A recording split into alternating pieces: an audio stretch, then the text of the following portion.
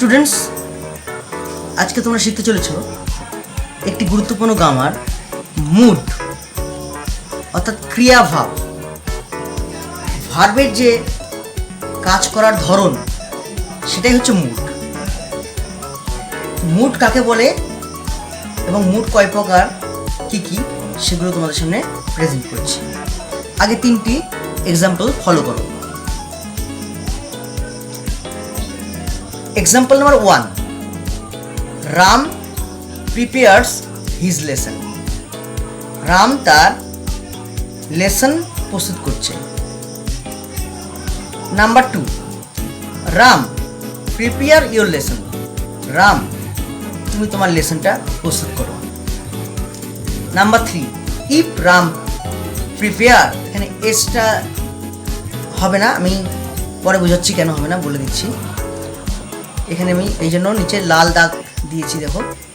If Ram prepare his lesson, comma, he will succeed in the exam. Ram যদি তার পাঠ প্রস্তুত করে তাহলে সে পরীক্ষায় সফল হবে। তিনটা বাক্যে ভার্ব ফলো করো। প্রিপেয়ার, প্রিপেয়ার, প্রিপেয়ার, এই তিনটা ভার্ব একই, কিন্তু এদের যে কাজ করার যে ধরন আলাদা, ঠিক আছে? এগুলোকে আমরা মুড বলবো। ভার্ব যেভাবে বাক্যে তার রূপ পরিবর্তন করে, অর্থাৎ মানেটা আলাদা প্রকাশ করায়, প্রত্যেকটা বাক্যে আলাদাভাবে সে নিজেকে মেলে ধরতে পারে, এগুলোকে আমরা মুড বলি। এবার দেখো, রাম প্রিপেয়ার্স হিজ লেসন, এই বাক্যটার মধ্যে কি বোঝাচ্ছে? রাম তার পাঠ প্রস্তুত করছে, ঠিক আছে? তাহলে এই বাক্যটায় সাধারণভাবে কাজ করা বোঝায়, একদম সাধারণ কিছু বোঝাচ্ছি, যে রাম তার পাঠ প্রস্তুত করছে। এটাকে আমরা বলবো ইন্ডিকেটিভ মুড। এটাকে আমরা বলবো ইন্ডিকেটিভ মুড। যখন ভার্ব সাধারণভাবে কাজ করবে তখন সেটাকে বলবে ইন্ডিকেটিভ মুড। এটা হচ্ছে ইন্ডিকেটিভ।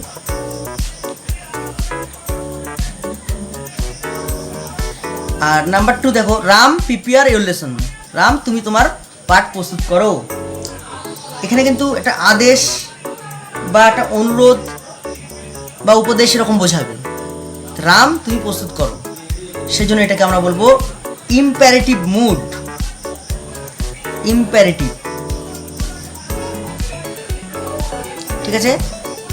এবার নাম্বার 3 দেখো, if Ram prepare his lesson he will succeed in the exam. এটা হবে নির্ভরতা বা সত্য, তারপরে অপূর্ণ বাসনা ও অনিশ্চয়তা বোঝায় যখন, তখন আমরা সেটাকে বলি সাবজাংটিভ মুড। এটা হবে সাবজাংটিভ মুড।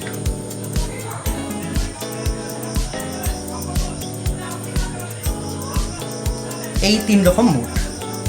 এই প্রিপেয়ার ভার্বটা, এটা ইন্ডিকেটিভ মানে সাধারণ কিছু প্রকাশ করছে। আবার এই প্রিপেয়ার, এই সেকেন্ড বাক্যে দেখো ইম্পারেটিভ বা আদেশ বা উপদেশ বোঝাচ্ছে। আবার এখানে কি বোঝাচ্ছে? যে নির্ভরতা বা সত্য সাপেক্ষ এরকম কিছু বোঝাচ্ছে। If Ram prepare his lesson he will succeed in the exam. আর আমরা যখন সাবজাংটিভ মুড ব্যবহার করব, সাবজাংটিভ মুডের ক্ষেত্রে যতই ইফের পরে থার্ড পারসন যতই থাকুক, ভার্বের সঙ্গে এস বা ইএস যুক্ত হবে না। এই জন্য এখানে তোমরা এস লিখতে পারবে না। আমি এই জন্য এখানে লাল মার্ক করে রেখেছি।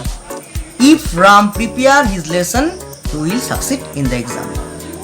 তোমরা 3টে উদাহরণ দেখে কিছুটা হলেও মুড সম্পর্কে ধারণা পেয়েছো।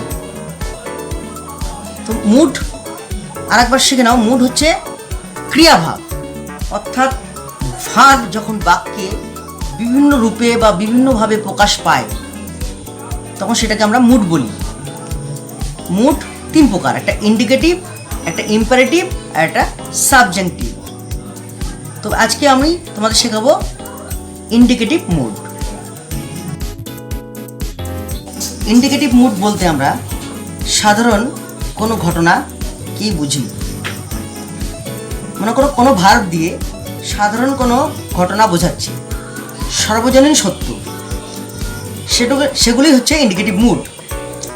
কিছু উদাহরণ দিলেই তোমরা বুঝতে পারবে কোনগুলো ইন্ডিকেটিভ মুড। যেমন ধরো 1 নম্বর,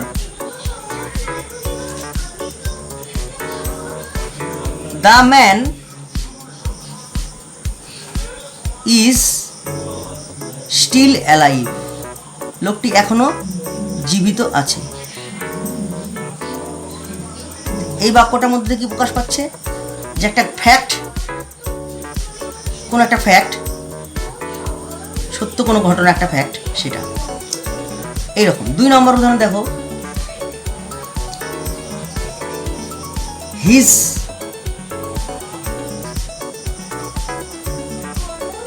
বিহেভিয়ার ইজ অ্যামেজিং, এরকম, তার ব্যবহার অ্যামেজিং। এগুলোকেই আমরা বলবো ইন্ডিকেটিভ মুড। ঠিক আছে, সাধারণ কোনো ঘটনা যেটা সর্বজনীন সত্য, সেই সমস্ত ভার্বের দ্বারা প্রকাশ করা হয় এগুলো ঘটনা। এবার দেখো, কোশ্চেন করতে, প্রশ্নবোধক বাক্য লিখতেও আমরা ইন্ডিকেটিভ মুড ব্যবহার করি। যেমন ধরো, এবার কোশ্চেনের ক্ষেত্রে এটা সাধারণ জেনারেল ফ্যাক্ট, এটা জেনারেল ফ্যাক্ট বোঝাতে। 3 নম্বর দেখো, প্রশ্নবোধক বাক্যের ক্ষেত্রে আমরা ইন্ডিকেটিভ মুড ব্যবহার করি। যেমন why is the bus, why is the bus running so slow? So slow জিজ্ঞাসা, এরকম আমরা কোশ্চেন করতে মুড ব্যবহার করি। নাম্বার 4 দেখো,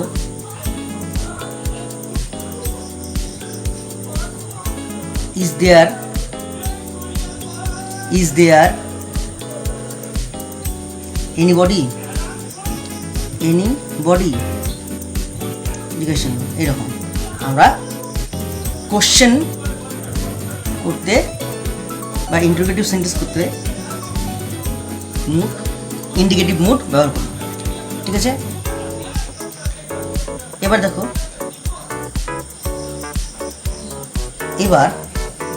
দেখো, কোনো ভবিষ্যৎ ঘটনা ঘটতে পারে, এই অনুমানের ভিত্তিতে যখন অন্য কোনো মনোভাব প্রকাশ করা হয় তখন আমরা ইন্ডিকেটিভ মুড ব্যবহার করি। ঠিক আছে, মানে অনুমানসূচক ঘটনাটিতে বাস্তব মনে করে সেখানে ভাবটিকে প্রেজেন্ট ইনডিফিনিট টেন্সে ব্যবহার করা হয়। যেমন মনে করো, একটা উদাহরণ দিলেই বুঝতে পারবে, ইফ ইট রেন্স, যদি বৃষ্টি হয়, if it rains, comma I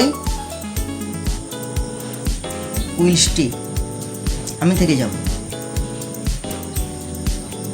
মানে একটা সম্ভাবনা বোঝাচ্ছে যে বৃষ্টি হতে পারে, সেটাকে সত্যি করে নেওয়া হচ্ছে, ভেবে নেওয়া হচ্ছে, আই উইল স্টে।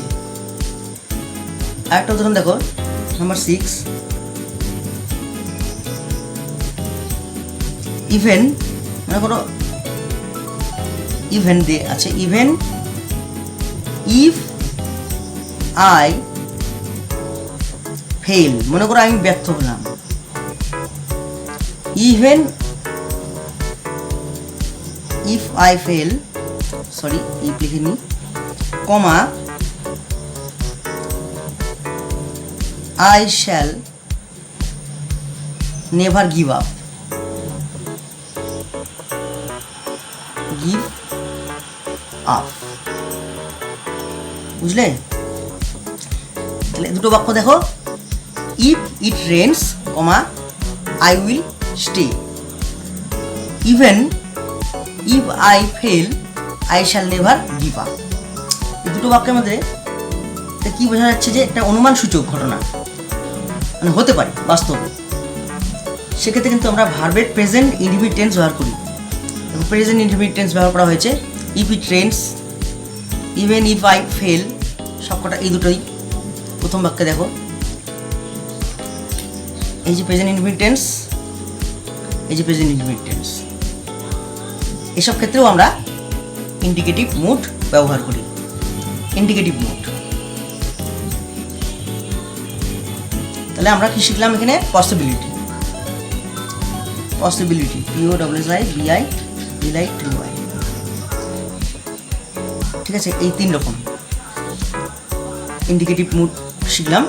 একটা জেনারেল ফ্যাক্ট বা সাধারণ ঘটনা অবলম্বনে একটা কোশ্চেন করতে, এবং সম্ভাবনা ভবিষ্যতে কিছু ঘটতে পারে আগেই ভেবে নিয়ে কাজ করা। এই 3 ভাবে আমরা ইন্ডিকেটিভ মুড ব্যবহার করব। এর পরবর্তী ভিডিওতে ইম্পারেটিভ এবং সাবজেক্টিভ মুডটা আলোচনা করব। আর যদি কোনো প্রশ্ন থাকে অবশ্যই কমেন্ট বক্সে জানাবেন। ধন্যবাদ।